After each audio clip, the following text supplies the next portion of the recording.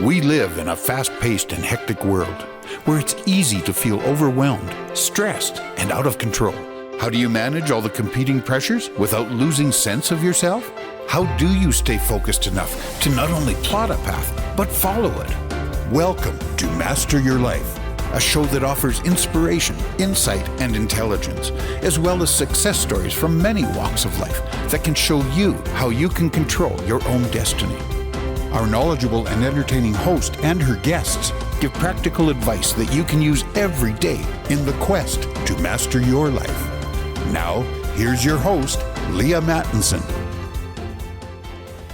Hi, everyone, and welcome to Master Your Life, the show of insight, intelligence, and inspiration, where we ask you each episode to consider who is it you are right now and where is it that you want to be? Who do you want to be creating as yourself in your life? What kind of character are you trying to manifest in this world?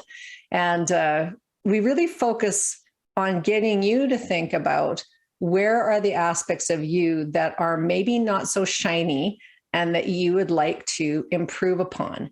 I'm joined this week by my wonderful frequent guest, Dr. David Hardy. Dr. Dave, how are you doing today? I'm doing fantastic. Thanks for having me again. And looking forward to this conversation. Yes. So today what we're going to talk about is kind of front and center. My daughter called me and said, "Hey, Mom, have you been watching this thing on the news about can't even remember, honestly, their names. I really watch no mainstream media. And so there's like this big celebrity trial going on. Most people will know. I'm probably going to get the names wrong, but like Johnny Depp and Amber, whatever her name is. I think that's not even maybe right, her first name. So the trial, though, the nut of this trial is that she is actually the abuser. And that, you know, he's this 50-year-old white guy and he's been verily abused, and that this is all playing out for everyone to watch. But millions and millions of people are watching this thing, and my daughter was just absolutely, it's kind of aghast, I guess, at many things, is that she couldn't believe that they're playing this, number one. And it's like, it's real. It's not a movie. And it's for public attention and appeal. There's millions and millions of people watching this, and just the depth of the depravity of the woman in the scenario. And so I just wanted to, I guess, talk about it because I've worked in family violence since 1991, when I was the counselor for this very small school division here in Alberta, Canada. Some of the very first teaching I did was around family violence prevention and how do you actually prevent domestic violence? And so here we are, flash forward 3 decades later, and a little more. And I'm just going like, wow, what is going on that we have this root of violence in us? And so Dr. Dave, I know that's like a big opening for you to walk through, but just pick up whatever thread you think is important in talking about this violence that's within us. Right. Yeah. I think, all of us have a dark side. And then it's kind of, how far can we repress it or channel it in other directions, or how much of it is like bubbling to the surface. So yeah, we've had other talks when we talk about brain injuries, and basically that bottom part of the brain gets damaged, and then that causes more of a drive in all these emotionalities, and anger being a big one, and frustration. And then, of course, if the front part of the brain gets damaged, then you're less likely to be able to inhibit those drives and emotions that really send us for these tailspins. And it's always been there in people, and always will be. But then the kind of crazy thing about this trial is that, it's the woman being accused more, the aggression, and I think kind of the way society's going, we're seeing that more and more as well. And it used to just be verbal stuff, which is still abusive in nature and can still be violent in nature. But to turn more physical is always kind of that line that's always kind of been there, and that nobody wants to see or have anyone cross it. So interesting times. Interesting times. And let's talk about some of the types of violence, because as you state, there's the emotional violence, there's physical violence, but the other violence that is very present is economic violence.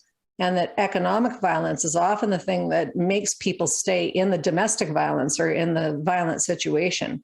So lack of resources being withheld, and that can be financial resources, or it can be like your community resources, the threat of your community actually being cut off from your community of people. If you say anything, if you do anything, or if you're found out, but that doesn't seem to be as much of a threat, being found out. It's like, it seems to be, and call me on this if I'm wrong, just say that's like a baloney story that you're telling yourself. But it seems like it's becoming more and more acceptable to actually be less and less civil.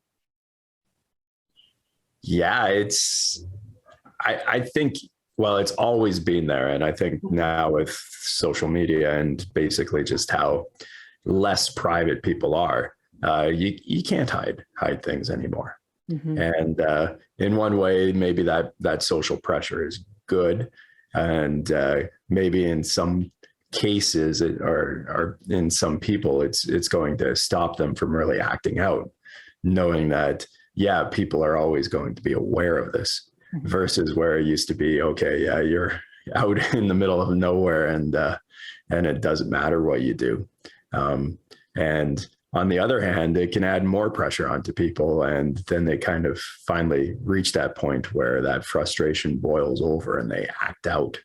So it's a double-edged sword when it comes to kind of the lack of privacy that now occurs in the world. And in some ways too, it's maybe a good thing that people are aware that these problems are happening, and some people maybe need that that tune up through the media to kind of become aware of the problem and the challenges other people are facing, and that it's not just a problem of people who are barely making ends meet. It's a problem of all classes, and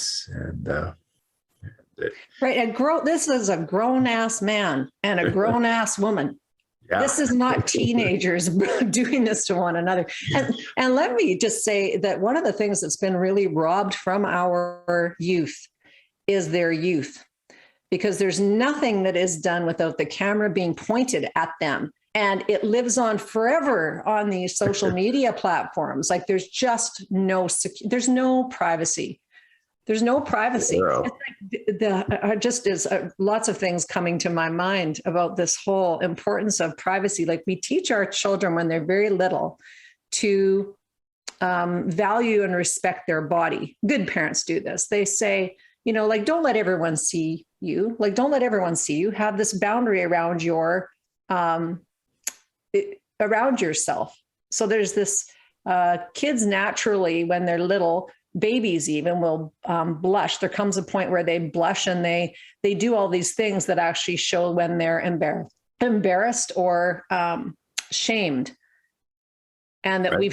we've shut all of these naturally occurring senses in the human, in the mankind, baby kind body, and we've instead interrupted it with endless pictures, and like the baby, it's just like coming on this remembering or thought is they're violated from the moment they're born. It's not one or two pictures, it's millions of pictures.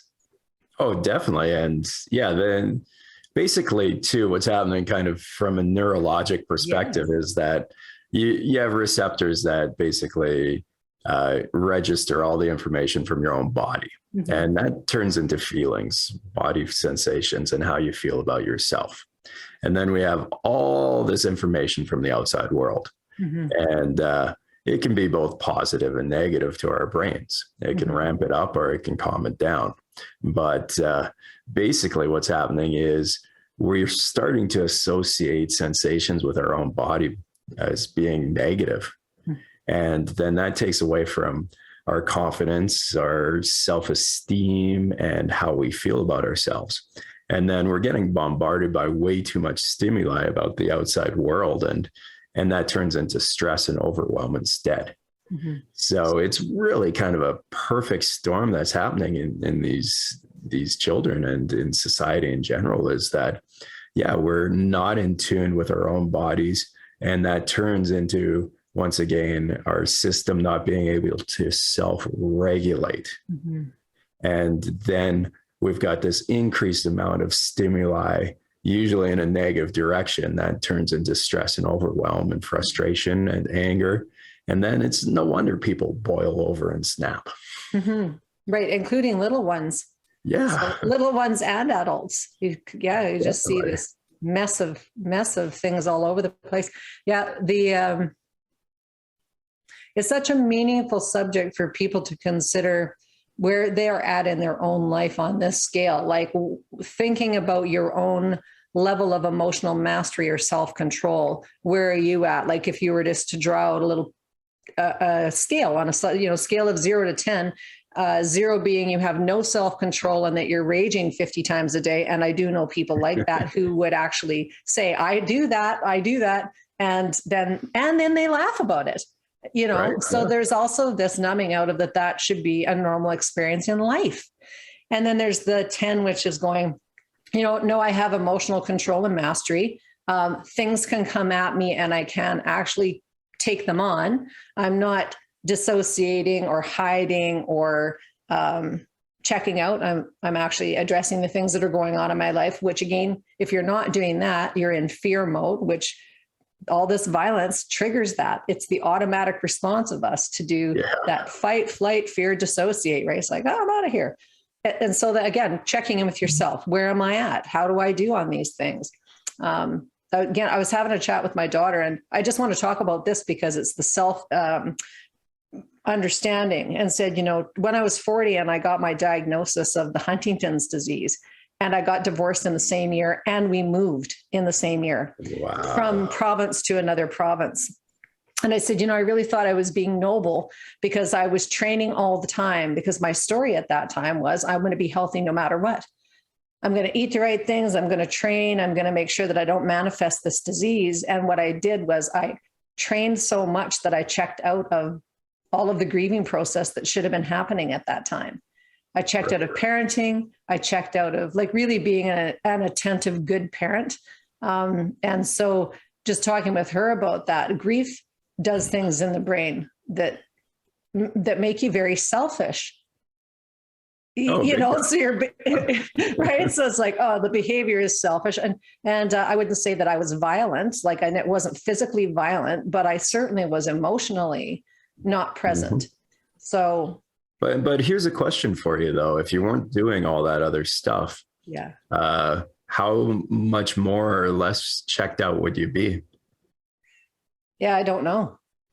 Yeah, it's one of those tough questions. You basically found a way to cope. And I think once again, doing things physical and basically wearing out some of that stress chemistry that builds out is a good thing.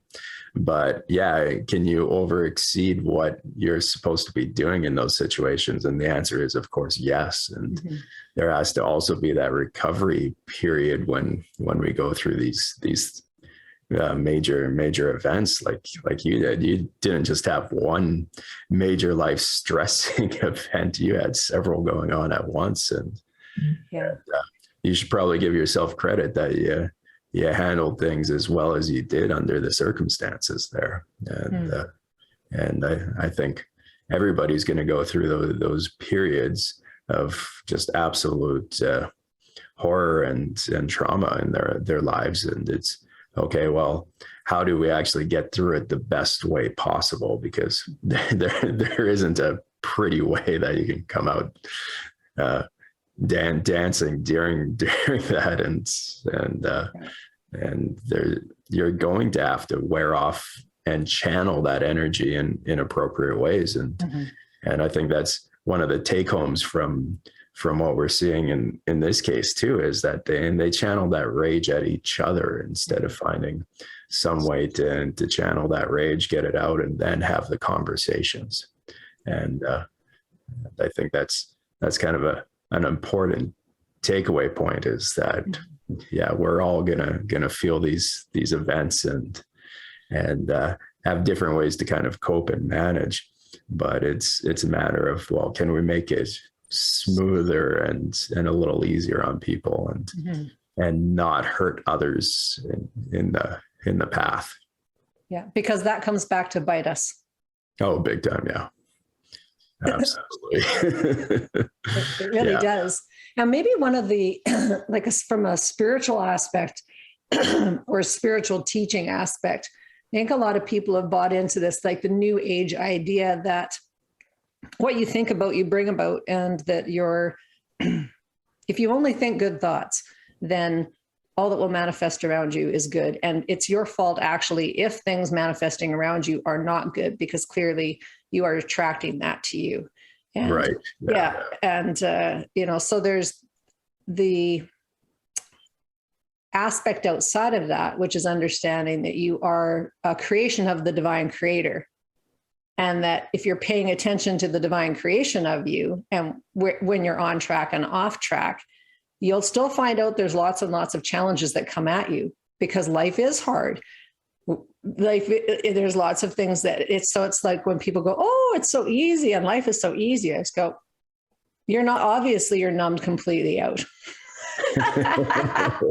I love you all because I was there, but it's a numbing out to say that everything is easy, and it makes you be able to be unaccountable also for the things that aren't, because you go, well, I should just ignore that thing over there because it's not easy, because this is actually what this teaching is about, is just ignoring that. It'll go away.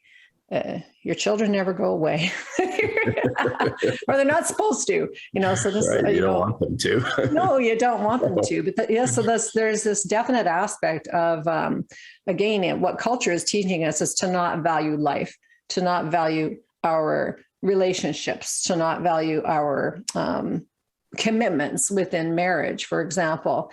And so then it's easier to actually just exit stage left when things internally or externally get tough.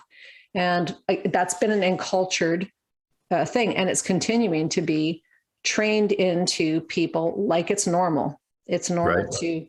Yeah. And we can maybe even play the devil's advocate on that side, though, too, is that maybe because the divorce rate now is so high and people are exiting, that maybe there's less violence in these relationships. People are moving on. So is it a good thing or a bad thing? And the answer is, we just don't know. It's case by case. It's person by person. And some people stick around way too long in something that's not going to be effective. And I think also that we don't know how to build and maintain those relationships from the start. And I think that's kind of the biggest factor in play with all of this, is we've really lost that ability to form those bonds. And well, we form them, but how do we actually maintain them in a world that's full of all these nice shiny objects and and stories and everything else that make us go astray. So, well, part of that, I think, Dave, is this whole selecting a partner in the first place. And so if you're not in a good space of whatever in your own life, then selecting a partner is it's even more challenging. So let's talk about young people starting to date. And look at me. The awkwardness. The awkwardness, that's right. But let's talk about it, because it is this, I graduated high school. I don't think schools have changed like a tremendous amount, other than the crazy amount of social media, but there's still, girls are still girls, boys are still boys. I'm just going to say that. Oh, I'm going to get in so much trouble. Oh, well. And then, so girls are still girls, boys are still boys. And all of that, again, I grew up in this really small town, like 1,200 people, and I'm a farm girl. So put it into some context. And people who grow up in the city have a different experience, or even town kids, I think, have a different experience of how that early socializations happen. So it's kind of fun to pay important attention to the minutia of that in your own story, to see what it is that's your values.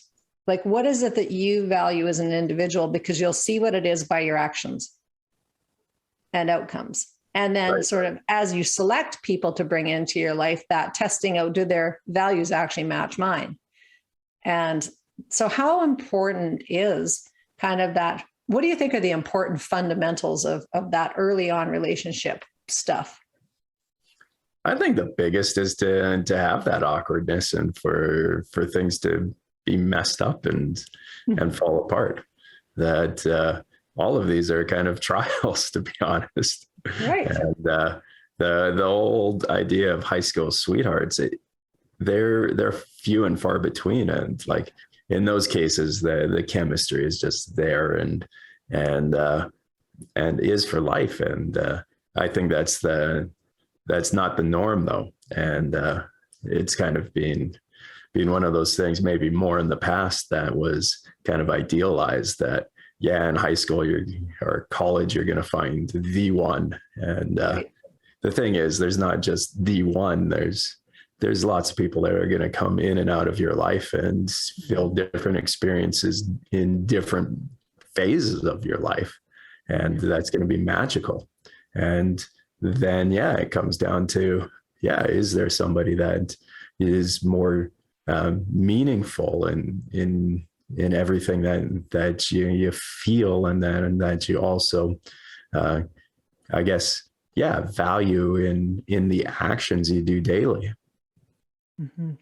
And so what about when you notice within your relationships, no matter what the age, that you or your partner, because we're talking about violence and sort of the violent behaviors, that when those aspects of yourself kind of surfacing, other people will say, that person triggered me. I'm Right. normally not violent, but that person triggered me. Unpack that a little bit for people. Yeah, once again, it's basically something external from you has exceeded what you can handle internally. And the biggest thing is, once again, we need to work on ourselves. And that's a hard pill for everybody to swallow, is that the more confident and the more self-awareness we have, then the better partners we're going to make. And I was at one talk with one of the leaders of my entrepreneur group, and he goes, hey, the wives aren't going to like this, but kind of the hierarchy of things you need to take care of in your life so you can be a successful husband is that you need to work on yourself first. You need to work on your business next, and your kids next, and then wife is the last. And the reason is, if you fall apart, none of the other things work. If the job or career falls apart, none of the other things usually work. And if the kids aren't functioning well in society and at home life, then your marriage is never going to survive either. And then once all that is taken care of, then you're going to be the best husband on the planet, because you have everything in line. And it kind of goes away from, once again, kind of that media fairy tale where the wife is always the number one thing. And there's so many factors that go into what women are attracted to that are going to make them want to stay in that relationship and cause less stress and friction in it.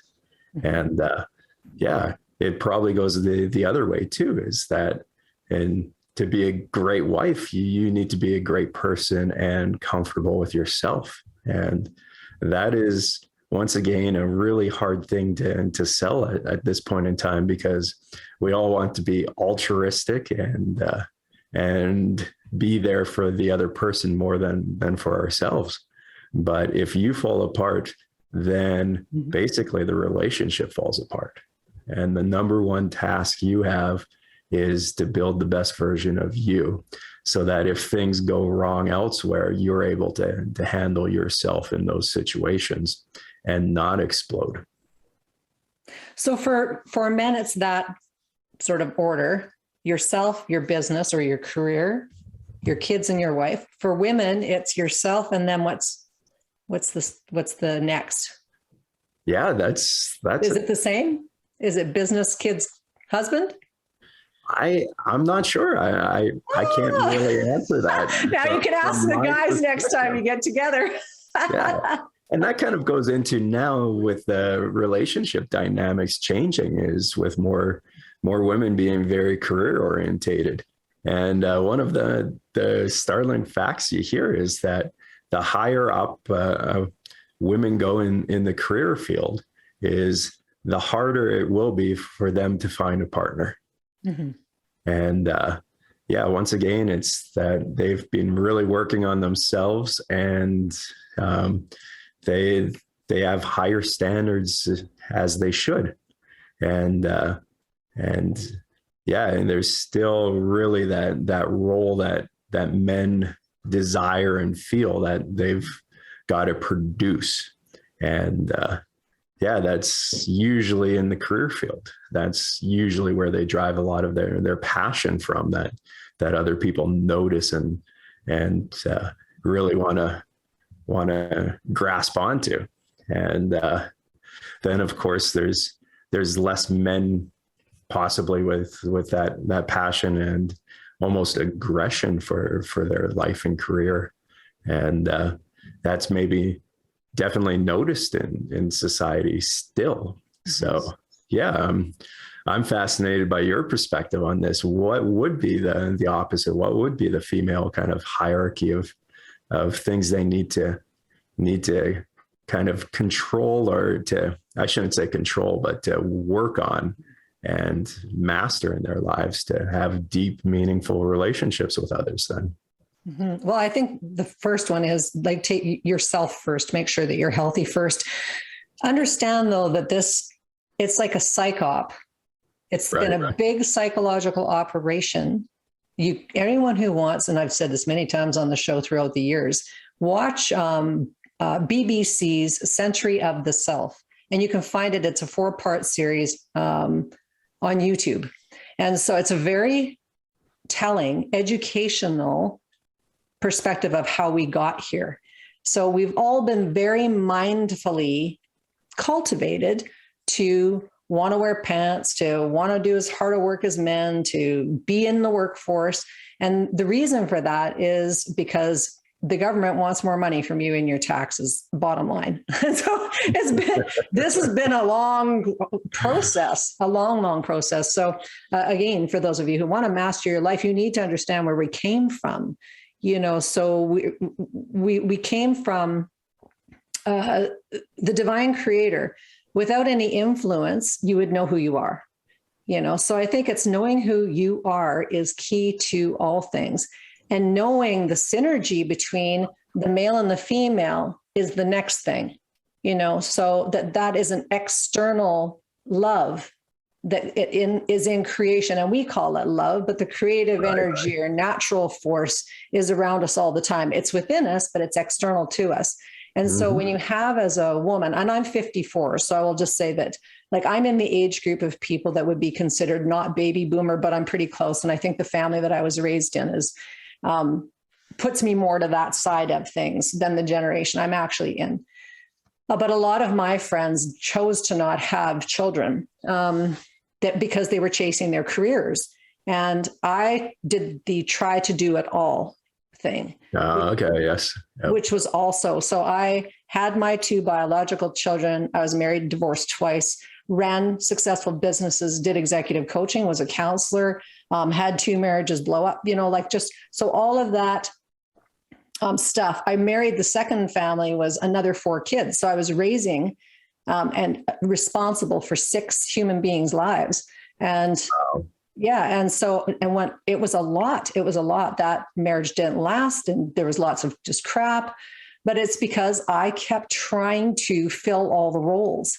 And I would train with guys at 5 o'clock in the morning. I'd be at the gym, and the guys I was training with were all executives, oil executives. And they would go like, you train harder than anybody else. And I said, well, I know why I'm here at 5 o'clock in the morning is because I'm single. And I want to get my training in before I actually get into my day. Why are you guys here? Because they were all married. And they were like, well, we're training and doing, I think. And I said, well, if you had a partner that was actually really interested in you, I just think you'd be home in bed with them. Like, because then they disclosed as they were friends with me, as we became friends over, a span of years, they would say, yeah, it's like my love life sucks. I haven't had sex with my wife in year, 2 years, 3 years.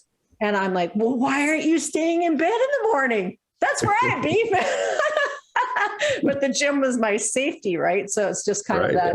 Yeah. I could stay out of trouble if I was at the gym. So because believe you me, those of you who are listening to this, you might want to check out the podcast on masteryourlife.ca so you can see the video version. And why it's important is because it is important to see the physical body that you're put here on this planet in, and to take care of that physical body. But that can serve you, or it can actually undermine you as well. So I think I had a very weird trajectory, and that I'm very odd compared to my contemporaries. I didn't buy any Oprah magazines. I never listened to Celine Dion. I know people are going, what? Traitor. I absolutely did not. I never watched Ellen. So none of those things that my contemporary, I never watched Survivor. Mm-hmm. I never watched any of that. I've hardly ever watched a hockey game. So just because I'm not interested, I want to actually be loving my grandchildren. I want to be growing my garden. Those are the things I want to do, but I never found a partner that I felt like would support that. It was always this, the question is like, what are you producing?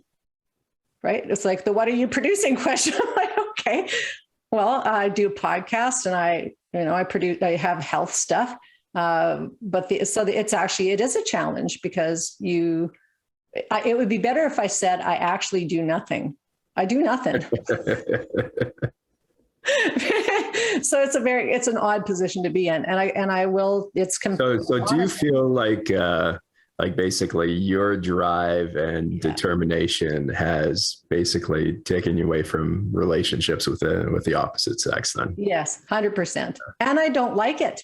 I mean, look at me. It's like, and I am a woman. So that's not healthy. So where other people have actually gone too, I think a lot of my contemporaries have talked about changing the team. Right. I'm like, what? I love men. I love them. I do. I think men are amazing. They're awesome. I know lots and lots of good men. I like that you guys can lift stuff. And fix things, and that you don't necessarily, it's just, and you want to. So definitely I think that there is that's the challenge. And we can kind of call it feminization of men and masculization of women, and that kind of has like this negative connotation behind it. But like it is difficult now, basically, that there is kind of that warrior mentality more so with women. And once again, a lot of men are young men are starting to kind of withdraw from that warrior aspect. And that whole dynamic is changing. And then it's no surprise that we're starting to see kind of more of that violence coming out in women as well, because that warrior side of us, that aggressive and determination, all of that is starting to be projected more. And it's an interesting dynamic, that's for certain. And it does really change the interplay of men-women relationships. And it's something that's not going to be resolved in a few conversations. It's it's a tough subject out there.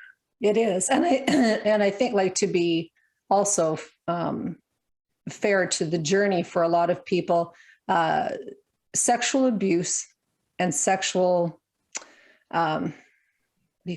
interference really wreak havoc in our ability to be in relationship with one another. Right. And and so that's a very present thing, not only through childhood sexual abuse, because then you make lots of bad decisions based on that injury.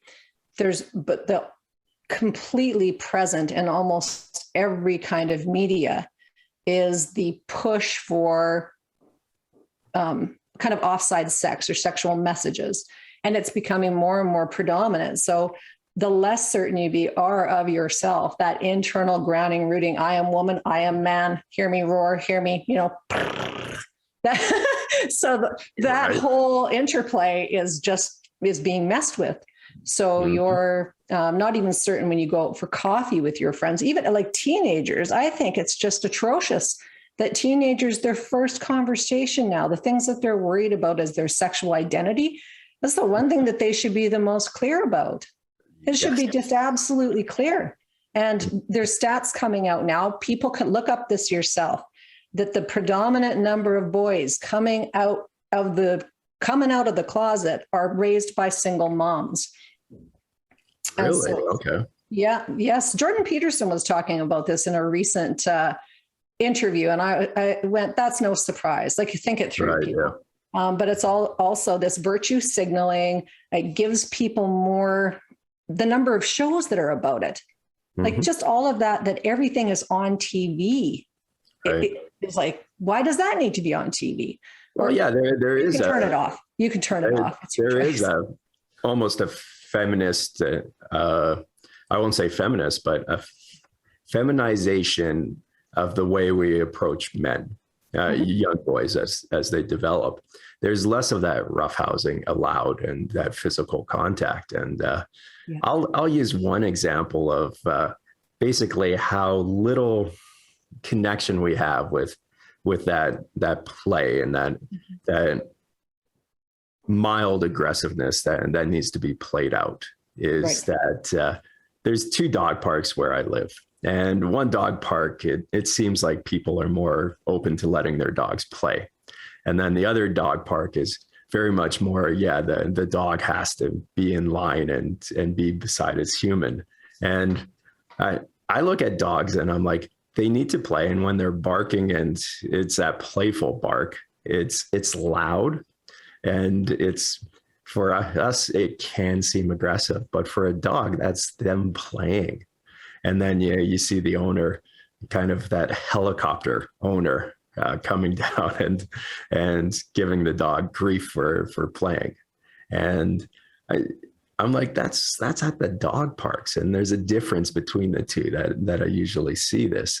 And then I'm like, how's this playing with boys growing up? And it really is that they're not allowed to kind of roughhouse or do that. And that starts from a very young age. And yeah, when you mention the one stat there, I'm like, oh, that's interesting, because they lack that male who's also roughhousing with them and doing those things. And there's the book, the Boy Crisis, which goes through basically how all of this pressure is really impacting young boys and through their maturity. And he also goes into basically, though, how you can exceed it and go into that toxic masculinity too, where boys are daring themselves to do stuff that will get them injured or hurt.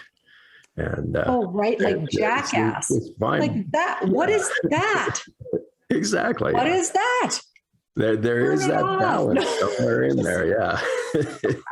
I do remember it's like the teenage boys that I raised in my second marriage, they suggested that I should come and watch this jackass with them. And I watched for about 3 seconds and I went, you're kidding me, right? That you would actually expect me to watch this? This is disgusting.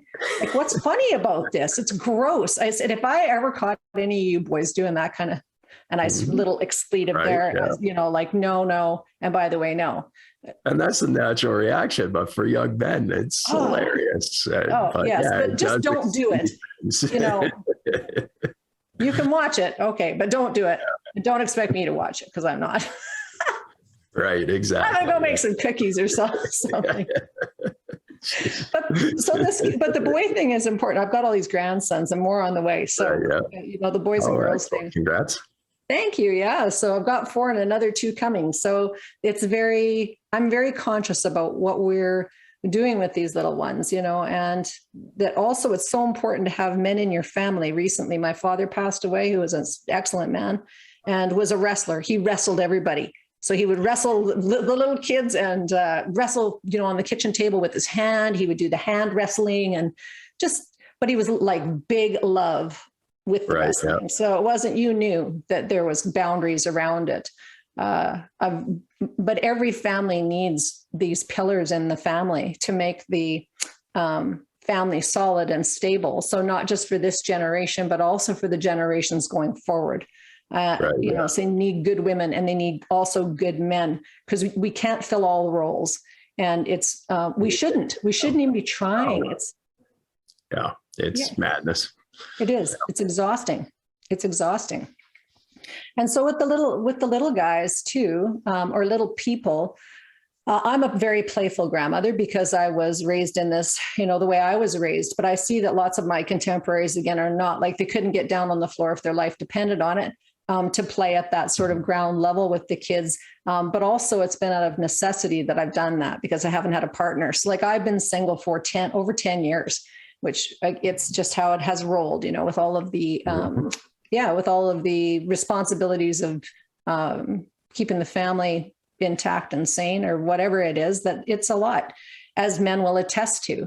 So if you've got a good partner, like, recognize the actual importance of the role and how awesome they are if they're doing their part of the dance. Exactly.